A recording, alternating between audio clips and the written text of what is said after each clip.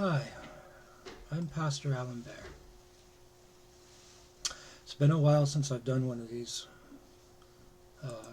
sermons for YouTube, but recently I got from the Lord that I needed to get started on them again. It's been quite a ride, actually, since the last time I did this. One of the last times I did this, I was in a church building at a pulpit. The last one I did was in a friend's backyard. And now I'm recording it from my office. I've had a slight change of careers from the last time I did this. As you can see, I'm wearing overalls. My office right now is on a 32-acre farm in Kentucky, where we are taking care of goats and chickens and rabbits and dogs, and yeah, so we've been working pretty hard on that. But today I want to talk about love. And in particular, I want to talk about what's called agape. Now, some of you may have heard this word before. Agape is a Greek word, and the New Testament was written in Greek. And it was agape. Agape is a special kind of love. There are three words generally in Greek that are used to define or are translated as love. One of them, and they kind of form a spectrum. One of them on one end is called eros, and that's what we usually see as romantic love. It's very highly charged, it's emotional, it's how this person makes me feel, it's sexual attraction, all of those things. The next one up is called philia, and that is more the affection that grows between people over time, the affection or the love that friends might share, the love that a mother might have for her child, and it generally grows over time. Both of those types of love deal with attachment between one person and another, especially eros. Eros is the attachment I feel towards this romantic attachment. Philia is this attachment I feel towards this other person because of the relationship and the history we share with one another. Does that make sense? Okay, let's continue. Agape is the other end of the spectrum entirely. And this is the word that the New Testament uses most of the time. So anytime there's a command to love, the word is agape. Anytime when love is described in 1 Corinthians 13, as many of you may have read that chapter or at least heard of it, when it talks about love being patient, love being kind, love not seeking its own, that word is agape. When it talks about God as love, the Greek is hatheos estin agape. So, what is agape? And why is this so important? And it is important in the New Testament. Agape formed the absolute basis of Jesus' teachings. Jesus taught and said that the most important commandments were love the Lord your God with all of your heart, with all of your strength, with all of your soul, and with all of your might, and love your neighbor as yourself. The new commandment he gave was love one another as I have loved you. And almost everyone, knows that Jesus taught love your enemies. Do good to those who hate you, bless those who persecute you, and pray for those who abuse you. And these things are reflective of what was taught in the Old Testament as well, in the law, where God very specifically said in Leviticus chapter 19, you will not hate your brother from your heart. You will rebuke him, and so his sin won't come upon you. You will not avenge yourself against your brother, or be wrathful against the sons of your people, but you will love your neighbor as yourself. So love is really the foundation. This agape is really the foundation of everything Jesus taught, and it's the foundation even of the commandments in the Old Testament and how people were supposed to treat each other.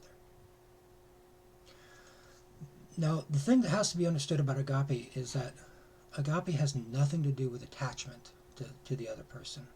Absolutely not. See, when we are attached to other people, that has to do with how we feel about the other person, right? We're attached to them because they make us feel good. They make us feel something. We need them in our lives. Agape has nothing to do with that. In fact, agape is entirely others-centered, okay? It is entirely others-centered. Agape doesn't care if you're attached to that person or not, okay? Agape puts the other person's best interests at heart first. Agape is concerned about what's best for the other person, even if you don't like it. So agape is really completely different from attachment. It's completely different from philia or eros. So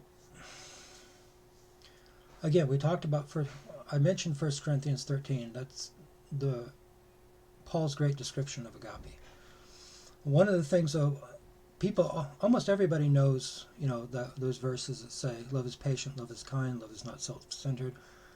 But very few people that I've ever noticed tend to quote the verses immediately before that and that actually start that chapter. Those verses are where Paul starts talking about if I have all things, if I have all faith, if I give my body to be burned, if I do all these great things, if I have all these great things, if I'm this great person, but I do not have agape, then I'm nothing. I have nothing. Everything I'm doing is futile. It's not worth anything. That is how foundational, that is how central agape is to Christian practice. That is how central it was to Paul's mind, as foundational to everything he taught. And it was absolutely foundational to everything Jesus taught. So you can take all the commands in the New Testament that are given, all these rules and things that a lot of churches and a lot of Christians like to harp on.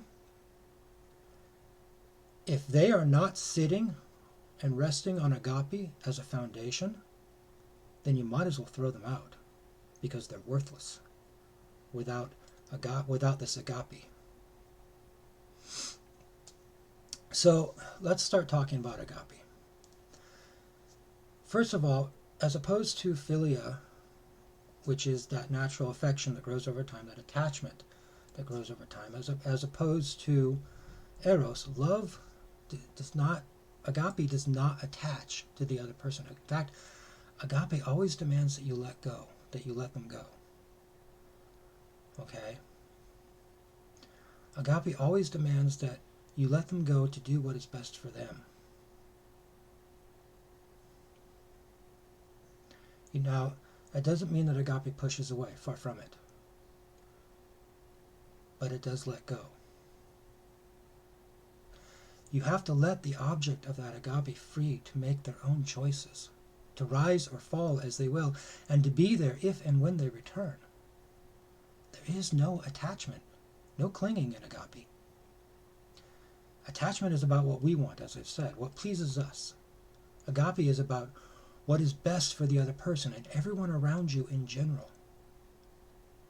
Attachment is the opposite of that. Attachment is what's best for us. The antithesis, the opposite, the exact opposite of agape. Agape and attachment or clinging to somebody or something are two totally different things. Attachment looks out for the other's interests because the other pleases me in some way, or the other is important to my identity in some way. Agape looks out for the other's interests because it chooses to, and for no other ulterior reason or motive. Agape is completely devoid of selfishness, self-interest, or self-centeredness. Agape will want the best for the person from whom it has no benefit, no personal profit, or even the person who becomes violent or harmful to it. Even in relation to oneself, agape is always looking outward to the things of others and treats oneself as the other, wanting the best for it without being attached to it.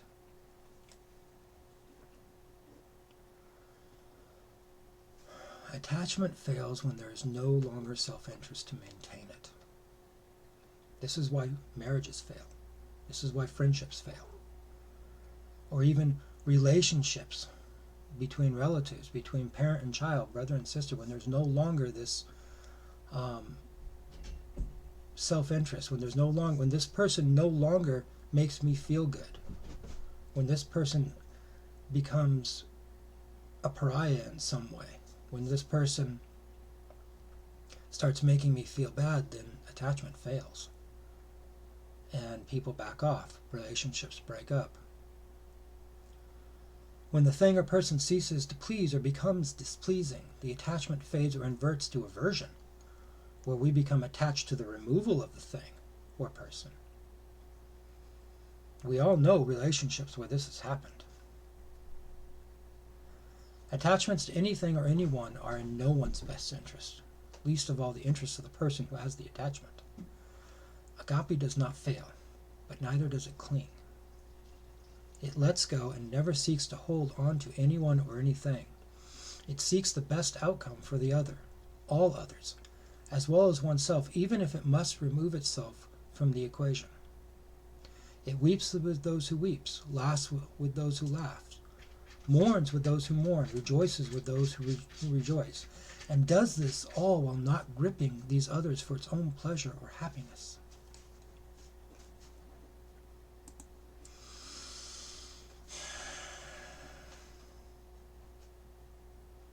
This is what we are commanded to do as Christians. This is how we are to live. Now, in my previous sermons, I've talked about what I call the dual psychology of Christians.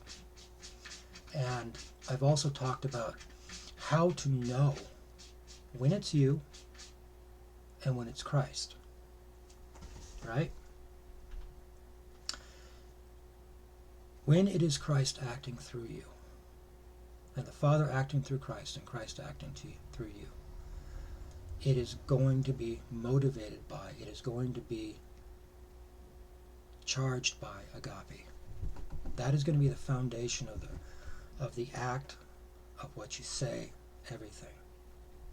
And just as agape is patient, kind, not self-centered, so also your actions are going to be patient, kind, not self-centered.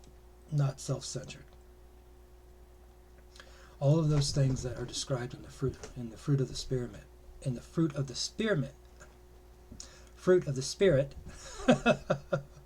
Sorry, I was having some spearmint tea earlier today. All of those things described in Galatians 5 as the fruit of the Spirit are what are going to be motivating and surrounding those actions and words when they are Christ through you. Because, again, agape is going to be the foundation of it. It's one of the reasons why it's the first word mentioned. Love, joy, peace, patience, kindness, goodness, gentleness, self-control. First word there, agape.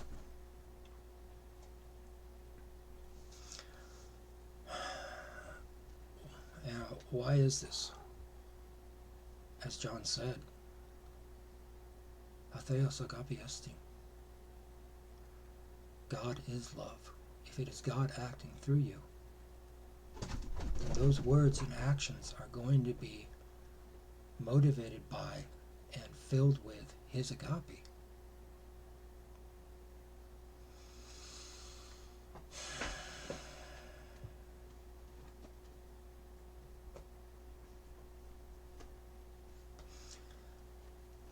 There cannot be enough stress on this as far as Christian practice is concerned. You can follow every rule that your church lays down for you. You can fast until you're a skeleton. You can give everything away to the poor. until you are homeless and on the streets. You can show up at church every Sunday, tithe 10%, reserve yourself for the person that you're going to marry. You can lead Bible studies, you can be a pastor, you can do all of those things. But if none of it, if there is no agape there, if it is all from you, if it is all based on how it pleases you and how you feel about yourself, then it is not Christ through you. It is you. And those rules and all of those accomplishments are worthless. This is why John harped on it in his first epistle. This is why Jesus harped on it at the Last Supper. Love one another as I have loved you. This is why Paul harped on it in 1 Corinthians 13 and in Galatians 5. This is why Jesus said that these are the most important commandments. That you agape the Lord your God, and that you agape your neighbor as yourself. Literally, the person standing next to you as yourself. That is what this particular word in Greek for neighbor means, plesion. It means literally the guy next to you. This is what defines a follower of Jesus Christ. The love of God, God himself flowing through you and affecting everyone around you as you surrender to him and his control, his words and his actions through you. That is Christian practice. Everything else is commentary. Everything else is meant to aid in that, but that's just periphery. If there is no agape in your actions, then your actions are not Christian. They're religious, but they're not the way that Jesus taught. They're not the path of Jesus Christ. This is following Christ 101. If you fail this, surrendering to him and having his love through you, it doesn't matter what other rules you follow. Pharisees were great at following rules. They were all about following rules. They were all about following the 10 Commandments.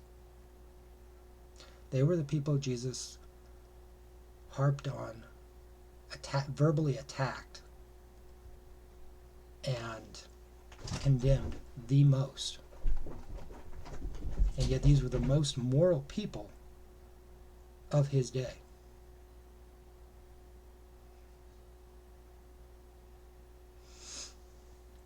People were attracted to Jesus not because of the rules he followed. People were attracted to Jesus because he loved them. Because he cared about them, and they could feel that.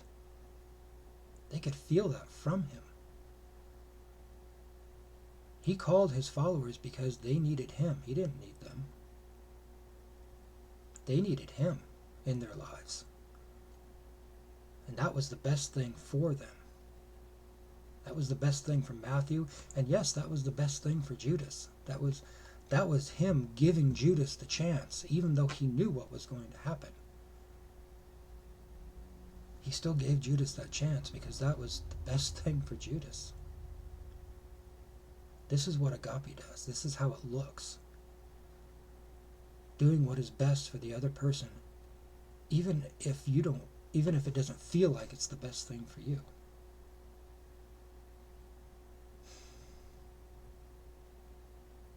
And that's the irony, too. Because in reality, when you do what is best for the other person without thought for yourself, as God does, he devotes everything to us and to his creation. Everything. And doing what is best for us and doing damage control for us. When you do that, then that is what is best for you.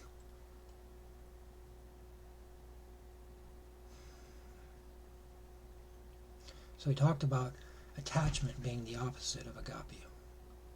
Other things derail agape as well. fear derails agape. John wrote, there is no fear in agape, but agape brought to completion tosses out fear, or tosses fear outside.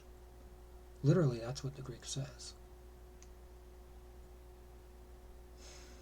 Why is that? Because fear is based on attachment.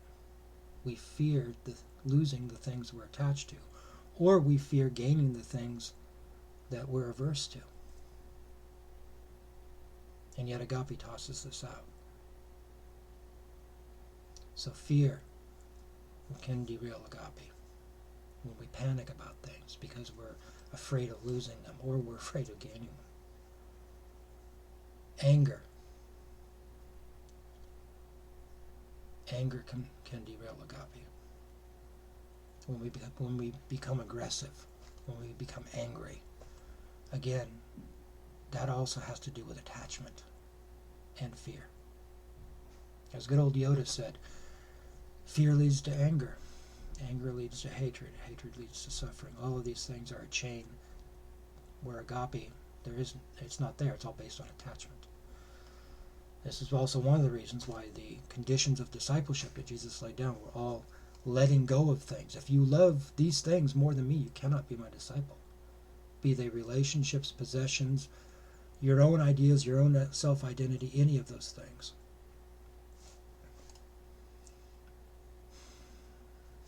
All of that has to be let go of, that he might flow through you, that his agape, that his love would flow through you as he is love. So that's it for today.